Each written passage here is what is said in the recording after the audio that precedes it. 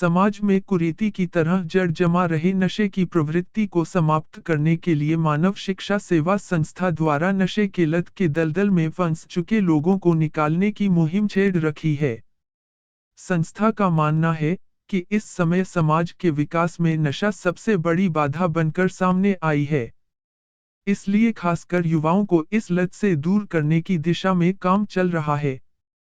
अब इस कार्य को पूरा करने के लिए मानव शिक्षा सेवा संस्था के प्रबंधक आलोक गुप्ता व भाजपा नेत्री पूनम गुप्ता ने नशा मुक्ति का सोमवार को परम माता सुंदरी के स्थान पर कार्यक्रम किया, जिसमें वहां के लोगों में काफी भीड़ देखने को मिला। इस कार्यक्रम में एक भी सीट खाली दिखाई नहीं दी और लोग खड़े होकर इस कार्यक्रम में प्रतिभाग किया। इस दौरान आलोक गुप्ता व भाजपा नेत्री पूनम गुप्ता का लोगों द्वारा स्वागत किया। हमारी मानव सेवा संस्थान के सौजन्य से नशा मुक्ति अभियान का कार्यक्रम था और हर जिले में गोरखपुर, गोवरिया, आजमगढ़, बस्ती, जहाँ जहाँ भी हम लोग जाएंगे कोशिश करेंगे हर जगह कार्यक्रम करने के लिए और ये कार्यक्रम हर जगह किया जाएगा। पहले तो सर ये कार्यक्रम जो है बड़ौलगंज साईं मंदिर से स्टार्ट हुआ था, कहाँ तक जाएगा ये कार्यक्रम? अभी तो गोरखपुर जिले से लेकर के और देवरिया तक पहुंची है और हम लोगों का पूरा टारगेट है कि पूरे उत्तर प्रदेश में इस कार्यक्रम को चलाने का हम लोगों का मन है। इस कार्यक्रम का उद्देश्य है कि जो परिवार नशा से ग्रसित हो जाता है, नशा की आदत पड़ जाता है, उसके बाद फिर जो भी पैसा कमाता है वो नशे में पैसे को खर्च कर देता है, अपने परिवार का देखभाल नहीं कर पाता है, बच्चों को लिखा पढ़ा नहीं पाता है। जो है कि मानव सेवा संस्थान कहाँ तक विकसित करना चाह रहे हैं? एक मानव सेवा संस्थान को विकसित करना मकसद नहीं है। मकसद ये है कि मानव सेवा संस्थान के सौजन्य से लोगों को नशा मुक्त इस अभियान के तहत क्या है? इसका उद्देश्य बस एक ही है कि जो हम सभी लोग गलत रास्ते पे जा करके अपना पैसा फालतू बर्बाद करते हैं, वो हम सही जगह कुछ पैसे को यूज करें और नशा मुक्त हो और अपने परिवार को सुखमय जीवन दें। अभियान कब तक चलेगा? ये नशा मुक्ति का अभियान काफी लंबा चलेगा और देखते हैं अभी कब तक चल सकता है। कब तक चलेगा? चलिए, बहुत बहुत धन्यवाद। इसी दौरान में आपको अपना एग्जाम्पल दी कि अभी कभी नशे से ग्रसित थे, लोगों को क्या दिशा निर्देश देना चाहते हैं हमारे चैनल के माध्यम से? निश्चित रूप से आपके चैनल को तो मैं, आप सभी लोगों के चैनल को मैं बहुत बहुत धन्यवाद देना चाहता हूं कि आप लोगों ने यहाँ आकर के इस कार्यक्रम को कवरेज करने का काम किया।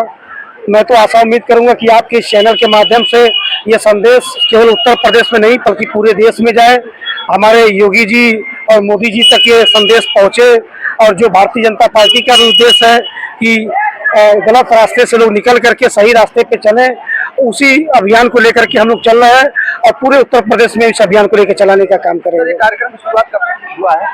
ये कार्यक्रम का शुरुआत पिछले महीने से हुआ है। हमारे क्षेत्र के, चूंकि हम लोग गोरखपुर जिले के रहने वाले हैं और ये हम लोग चिल्लूपार विधानसभा के हैं। चिल्लूपार विधानसभा क्षेत्र के इस समय वर्तमान विधायक श्री राजेश त्रिपाठी जी भी ने इस कार्यक्रम को हरी झंडी दी है और उनका ही प्रेरणा लेकर के हम लोग इस कार्यक्रम को पूरे उत्तर प्रदेश में चला रहे हैं। इस तरीके का कार्यक्रम जो महीने में कितने बार किया जाता है?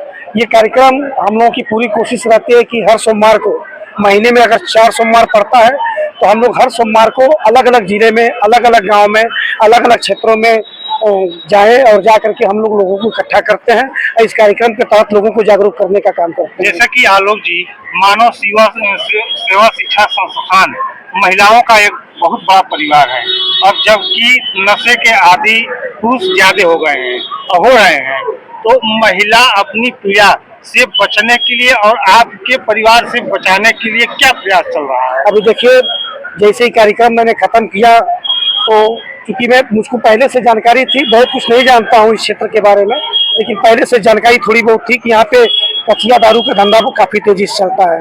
तो मैं प्रशासन से लेकर के शासन तक सबको आपके चैनल के माध्यम से आवाज देना चाहता हूँ कि जब ये कार्यक्रम समाप्त हुआ तो हजारों महिलाओं की संख्या में कम से कम 10, 25, 50 ऐसी महिलाएं मेरे पास आई हैं मंच के पास, जिन्होंने हाथ जोड़ करके निवेदन किया है कि किसी भी तरीके से हो सके कि इस अभियान को आप लोग और मजबूती के साथ चलाएं और इस क्षेत्र में कचिया दारू की बहुत बड़े स्तर पर सप्लाई होती है।